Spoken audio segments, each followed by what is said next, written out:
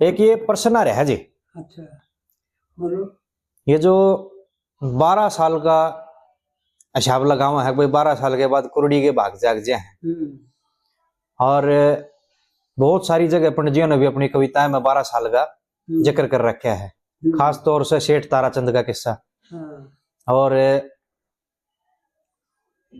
लकड़ारे में भी कह रखी है कई जगह भाई 12 साल के ऊपर रोगी अपने आप दवाई हो से। तो ये जो 12 साल का हिसाब है, इसके विषय में प्रश्न आ रहा है अपने पास। अच्छा क्या पूछे हैं भाई? 12 साल में हो सके ना हो सके, मतलब ये 12 साल का क्या हिसाब किताब है, क्यों ऐसा है? ऐसा है हाँ जी कि जीवन के 120 वर्ष की आयु है स्कूल युग में, और उस 120 में से 20 तो तकरीबन घटा देते हैं भाई, 20 पर 100 रख लेते हैं, 100 को 12 में एडजस्ट करते हैं। जैसे 12 साल तो माता पिता के अंडर में या गुरु के अंडर में जी प्राचीन काल से चले आ रहा है जो व्यवहार है, उसको ऐसा बताते हैं कि 5 साल तो माँ बाप के संरक्षण में रहा करता जी बालक, क्योंकि 4 साल तक चुच्ची पीमता, और 1 साल गर्भ में, 9 महीने गर्भ में और 3 महीने भरने जी। 5 साल के बाद फिर ईब तो वैसे स्कूलों में भी, यानी हमारा आगे तो था 5 साल का, मैं 5 साल के का नाम लिख लिया करती जी। फिर 6 साल का हो गया। ईब का मन बेरा नहीं भाई, ईब की है, ईब तो मेरे ख्याल में हम तेल चाहे दाखिल करवा दे के प्राइवेट स्कूल हो गए। नखर ये पॉलिसी बदली है ना सरकार ने। हाँ। ये पहली क्लास में 7 साल का बालक जाएगा, 7 साल के लिए पहली क्लास में 7 साल का बालक जाएगा जी। हाँ, ये प्राइवेट स्कूल में 2.5-3 साल के लिए दाखिल करवा दे। हाँ जी हाँ जी। लेकिन हमारे समय में 5 साल के बाद स्कूल में दाखिला मिल जाया करता जी, क्योंकि 5 साल के बाद जो है ना बालक तगड़े शरीर के होया करते, और वो सब बातें यानी सीखने लग जाया करते जी। और सबसे मुख्य बात यह थी कि हर बालक जो है ना माता पिता के उत्पन्न करने के तरीके से हष्टपुष्ट होता था, और उसको 5 साल के बाद, जैसा पंडित जी ने बता रखा कविता में, ऐसा है शास्त्रों में विधान भी है, क्योंकि पंडित जी ने शास्त्रों से बाहर नहीं गाया जी। गुरु धारण उपनयन करा दे जब वो पूत पुजारी हो जी। यही माता पिता ने 5 साल तक तो वो अपना मेहनत करके जो है ना अपने संरक्षण में उसको अपनी तरफ से जो गुरु का अधिकार है वो और जो ईश्वर का अधिकार है वो पूरा कर दिया जी। और फिर गुरु के पास छोड़ देते हैं। वो गुरु जो है ना पहले हुआ करते विद्वान ब्राह्मण लोग, वो 12 साल तक में उसने उसकी सारी तो विद्या पढ़ा देते उसने, धनुर्विद्या भी, यानी गृहस्थाश्रम का के कायदे कानून। एक तो आजकल स्कूलों में पढ़ा हुआ ना, यूं पूछे भाई फलाने सन में हमारा प्रधानमंत्री कौन था, इस तरह के प्रश्न है। हाँ जी हाँ जी। लेकिन इस तरह के प्रश्न उसका क्या काम आवा? विचार करो भाई, प्राचीन काल में माता पिता यूं पूछा करते कि भाई तेरे माँ बाप का क्या नाम है, कौन सा गांव है तुम्हारा। यानी उसको परिपक्वता ये करवा दिया करते ताकि वो बाहर लेकर के मार ना खा। ये बात नहीं पूछा करते जो ईब के पढ़ाई माँ है जी। और 4 आश्रम हैं, चारों शरीर की 4 आश्रमों की स्थिति जो है भाई, ब्रह्मचर्य, फिर गृहस्थाश्रम, फिर बाणप्रस्थ और फिर संन्यास। उसका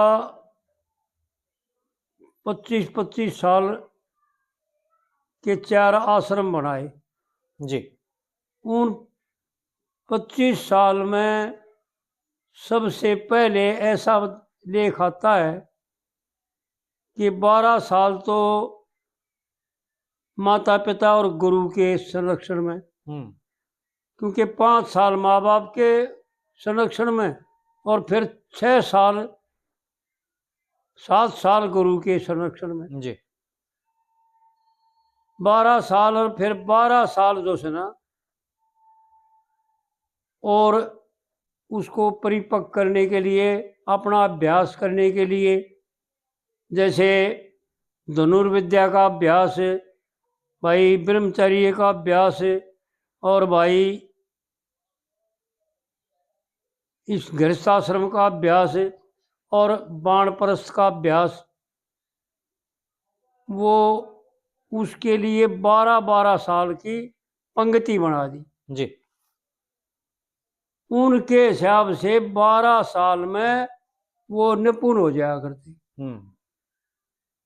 और फिर यह कहावत बन गई कि भाई 12 साल के बाद जो है ना पूरा हो जाता है।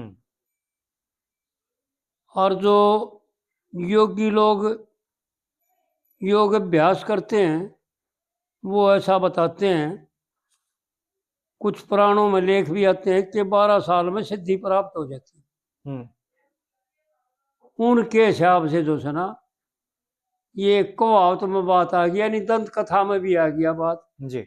या दंत कथा की बात से कि 12 साल में कुल्ली का उदय आ जाया करे से मेरा 12वां साल गया।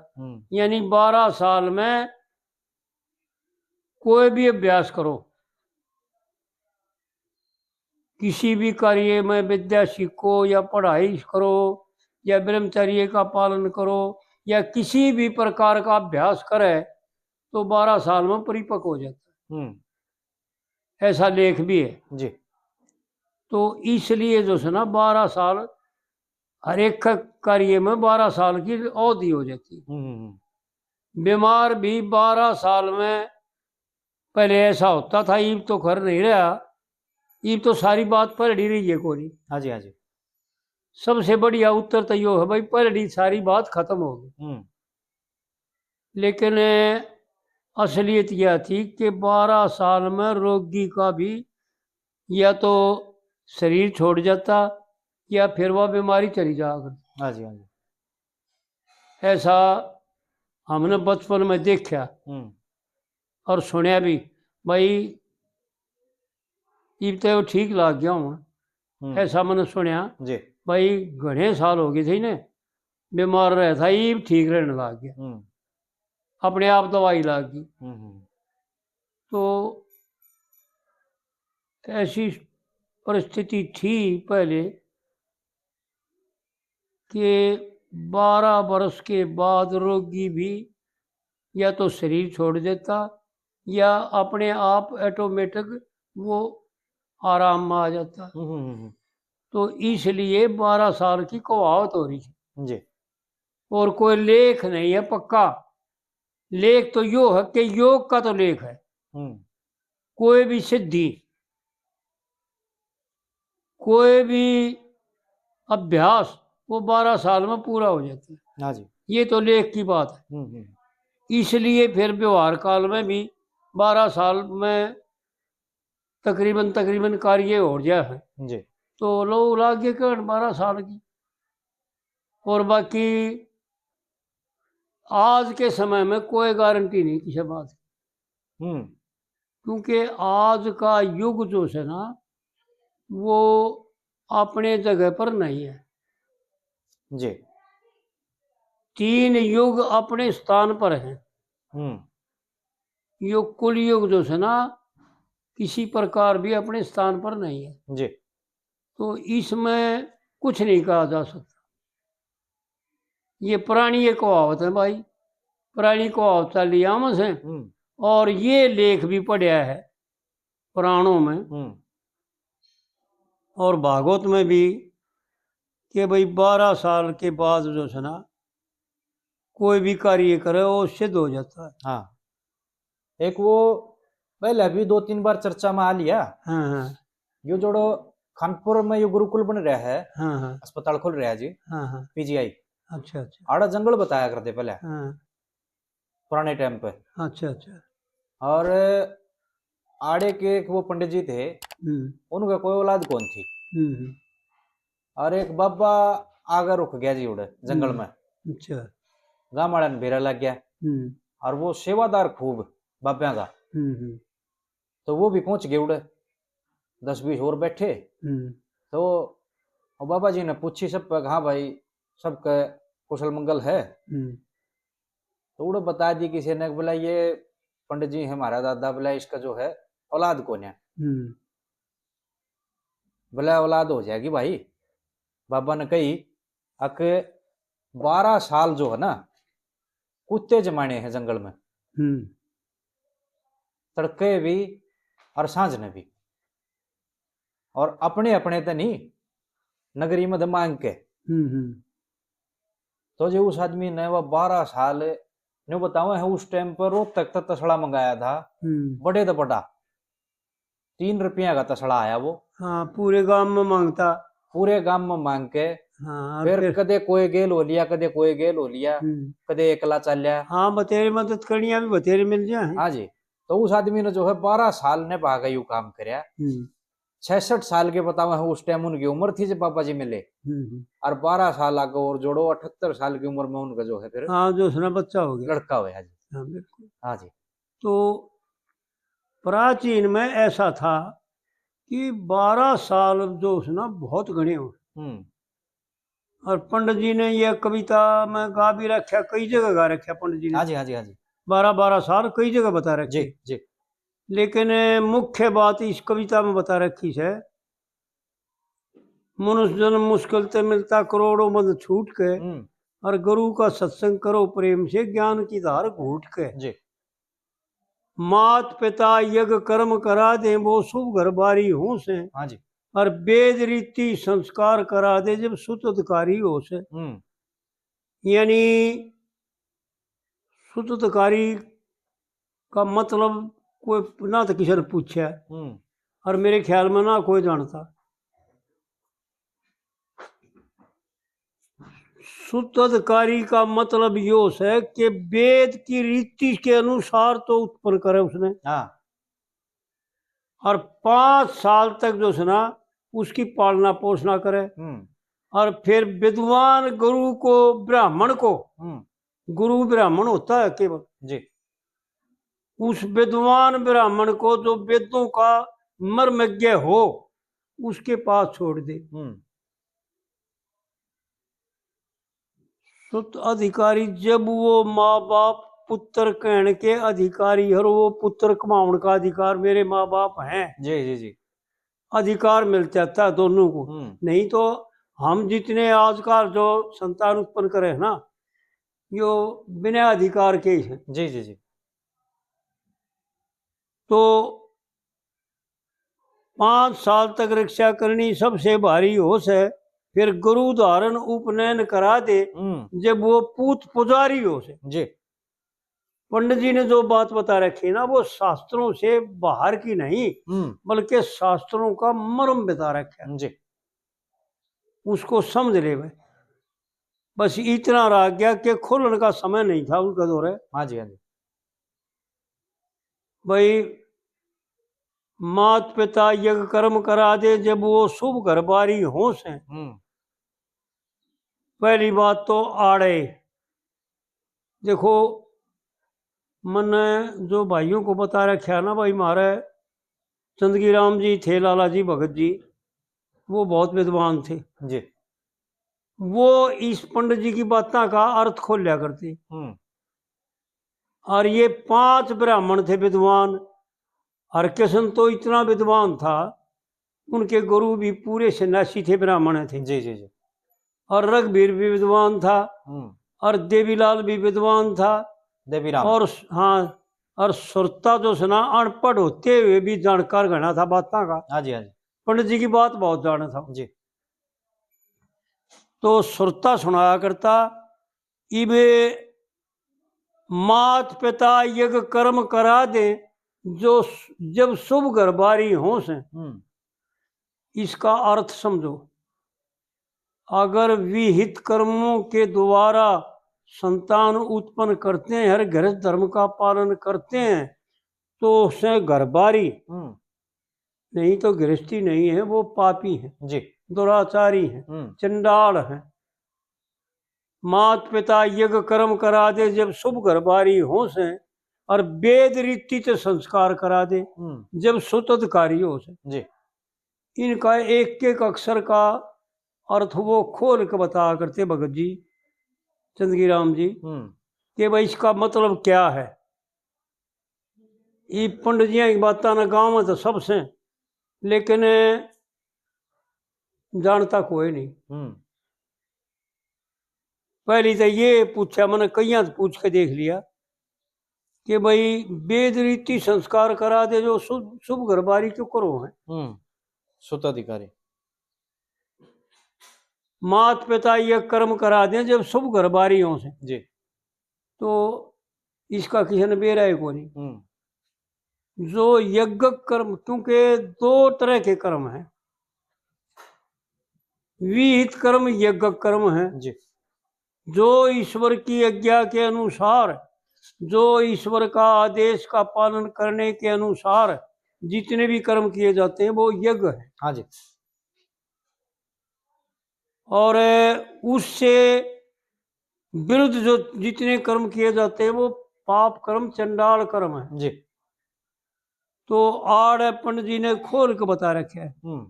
और इसी प्रकार सुत कहने के अधिकारी माता पिता और सुत को आवन का अधिकारी वो पुत्र जब बनता है, जब वो वेदों के युक्त जो सना उत्पन्न किया जाए, जो वेद रीति के अनुसार। जी जी।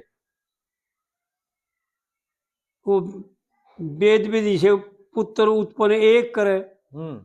हाँ जी हाँ जी हाँ जी। है तो इस प्रकार से जो सना, और फिर 5 साल तक उसकी पालना करनी जी। 5 साल तक वेद रीति संस्कार करा दे जब सुतधिकारी हो से, और 5 वर्ष तक रक्षा करनी सबसे भारी हो से। उसका किसी ने पूछा है ना, कोई जानता है ना, हमने तो बता रखा है। हाँ जी हाँ जी। और ऐसा लेख भी है कि 5 साल तक 4 साल तक दूध पिया करता, और 9 महीने गर्भ में, और 3 महीने दूध छोड़ने के बाद